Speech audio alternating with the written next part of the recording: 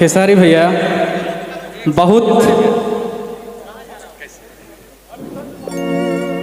भैया भाई बहुत कम समय में मैं अपना बात रखूंगा। आपने जो भैया जीवन में जो कमाया है, आज हम बक्सर से पटना आ रहे थे, रास्ते में हर जगह गली चौराहे बच्चे बूढ़े जवान हर तरफ आपका बैनर लगा था। फेसबुक इंस्टाग्राम स्टोरी हर जगह आपका भैया, हर जगह आपका ही चर्चा है। आज आपने जो भैया कमाया है, ये सब प्यार आज के दिन दिखता है। धन्य है उस माता पिता को जो आपके जैसे लाडले को जन्म दिया।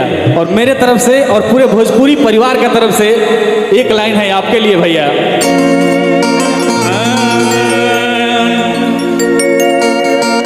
हर की धन बाड़ी जन्म जवन देली तोहके मैया हो, कि धन बाड़ी जन्म जवन देली तोहके मैया हो।